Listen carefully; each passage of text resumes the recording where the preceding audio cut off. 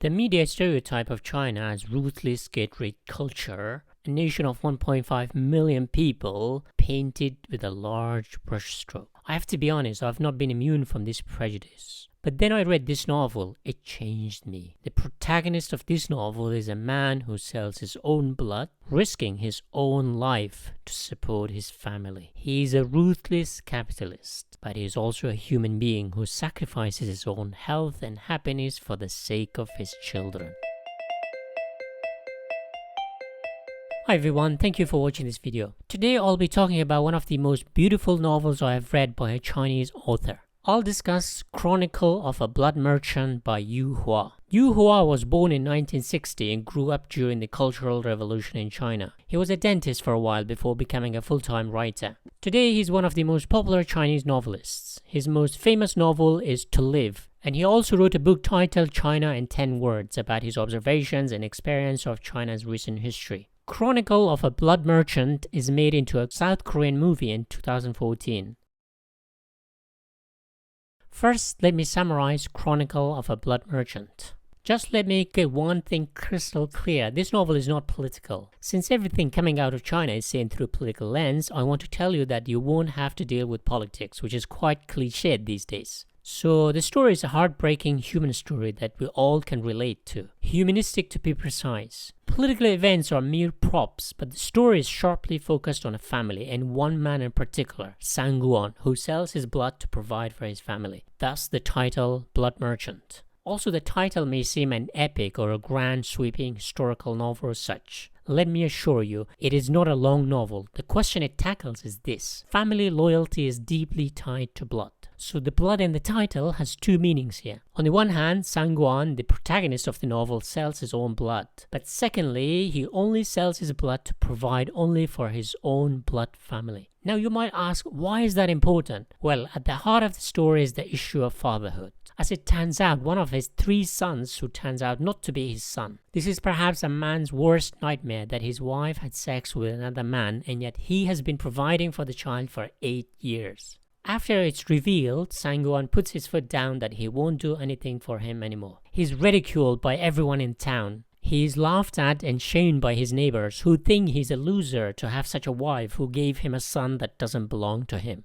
At one point, Sang-guan even forces the 8-year-old kid to go and find his own father. At this point, he even refuses to take him to a restaurant with the rest of the family, forcing him to eat potato at home. Sang-guan is a simple man. He wants to provide for his family only. He doesn't care about a son he has raised for 8 years who is not his own son. Life goes on. There are ups and plenty of downs in their lives. Tragedies come and go. Sang-guan sells his blood every time something terrible happens to his family. His blood is his insurance policy. He only sells when he has to, when he has no other choice. Famine comes and then goes. Cultural revolution comes and goes. But one defining moment in the novel is when his eldest son gets sick. The son who doesn't belong to him. Previously, he had refused to call him son. He had even refused to feed him. He had forced the child to find his own father. But now he's sick. Will Sang-guan rise up to the challenge, or will he put his foot down and refuse to help the boy? If you don't want to hear the spoiler, please mute the audio until the curtain comes down. When his non-blood son gets sick, Sang-guan rises up to the challenge. He has to sell blood to finance the hospital cost. He does. Not once, but many times. In order to be able to sell more blood than allowed, he hops from hospital to hospital. He drinks many cups of water to the point that he almost bursts his bladder so that he can sell more blood. At one point, he passes out and he has to get blood transfusion himself. He nearly dies in the process. As he makes his way to Shanghai to bring money to the hospital where his illegitimate son is being treated, he sells more blood on the way. The sacrifice he makes is so immense that made my eyes tear up several times. His son recovers and life goes on. At the very end, Sang-guan passing a restaurant, he fancies a nice meal, but he has to sell blood to be able to afford. He's refused to sell his blood because he is too old now. He weeps as he wanders on the street. Finally, his wife Yulon finds him and takes him to the restaurant. For the very first time in his life, he can eat his favorite meal without selling his blood. That's family. That's the story of one father and husband. Sang-guan is old but happy, the happiest man in town. Rustic simplicity. The things I loved the most about the novel was the simplicity of its characters. A rustic simplicity, as in wabi-sabi in Japanese. Sangwon and his wife Yulon stick together in the harshest of times to raise 3 kids. I think the simplicity of the characters make the story really endearing and sweet. When it comes down to it, family is everything, but also friendship. At the very beginning of the novel, Sangwon, as a young man, met 2 countrymen on their way to sell blood. And right there, he decides to do the same. They sell blood and they treat themselves to a nice meal. Every time, like a ritual. Years and decades go by and the same ritual continues. When Sangwon is old, he passes the ritual to 2 young men on a boat to Shanghai. The boys ask him what is it like to sell blood. In trying to explain in a way the boys could understand, Sangwon says it feels like sleeping with a woman. One of the boys says, quote, "Neither of us has ever had a woman, so we don't know what it feels like when you're done." Sangwon also chuckled. Well, selling blood is one way to find out. There are so many simple moments like this in the novel, so beautifully rendered. Another thing I loved about the novel was some quirks of storytelling. For example, when characters leave the scene, the conversation continues as if they are pulled back. You think they've gone out of sight, but then they keep talking as if they have gone backstage. But you can still hear them. Yu Hua is a master of time, stretching it so much that a moment lasts for hours, then contracts time in which years are collapsed into a single moment. He uses space and time beautifully to bring his characters together in a sharp focus. The storytelling is also somewhat similar to a play. Characters appear on stage and the whole town watch them, especially endless fights between the couple Sangwon and Yulon. Everyone knows their secrets and their shameful pasts.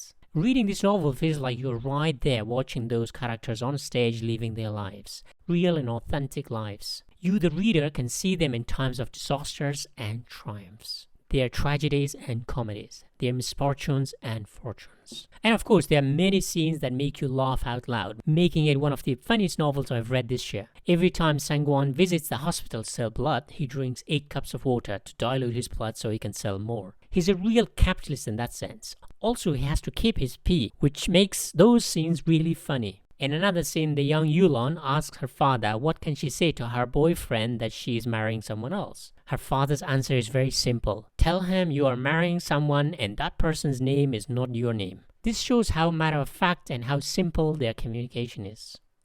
The main theme is family, more specifically blood family. At the beginning of the novel, the issue of family names comes up. It shows how much people value a good name for a family. The decision to marry someone boils down to a name. Sangwon persuades Yulon to marry him instead of her boyfriend because they happen to share the same family name. During the famine of 1958, the families stick together and ration their food. Despite the battles of the sexes, there is no hierarchy when it comes to food. They share everything. They care. I think the novel wants to highlight that patriarchy has no meaning when everyone is struggling. Sangwon, despite having some sexist views, but he's also greater than himself. He's a man who sacrifices his life for his wife and the 3 kids. Literally, he almost died several times. Here's a quote. "You're right, when you have lived to be our age, you have pretty much learned all there is to know about what it is to be a man." End quote. Chronicle of a Blood Merchant is a novel that depicts China seen through the lens of a family, a man and a woman and their 3 kids. They experience the famine, cultural revolution, village brutal gossips and illnesses. A family is like an army unit in times of hardship. Family loses its meaning in good times. During the famine, cultural revolution, it was the family bond helped them survive mentally as well as financially. There are many moments in the novel that fills your heart with love and bring tears to your eyes. One of those moments is when the father tells his son to return to the countryside during the cultural revolution and gives him all his money while he has not enough to eat at home. You know how much he loves his son, a son who is not biologically his, a son who he didn't want to own. Sangwon's act of generosity makes you love humanity. Long after you close the novel, you think about him. He's still there, making sacrifices for his family. A simple meal is happiness. Sangwon believes, quote, "It is better to harm yourself to hurt a friend's feelings." Reading this novel makes you optimistic about the world, makes you happy. The sacrifice parents make, the blood and tears of millions of Chinese parents propelled China into a country that is not recognizable today. It was millions of Sangwons and Yulons who battled their lives' endless struggles to raise a family. A purpose, a meaning that trumped everything else. No matter what the world threw at them, they didn't flinch in their goal to make sure that their kids survive.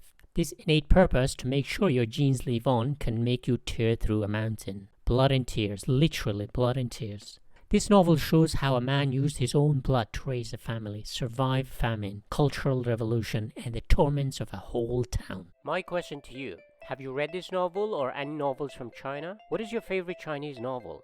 Should I make a video about 10 of the best novels from China? Let me know in the comments. Thank you as always and happy reading.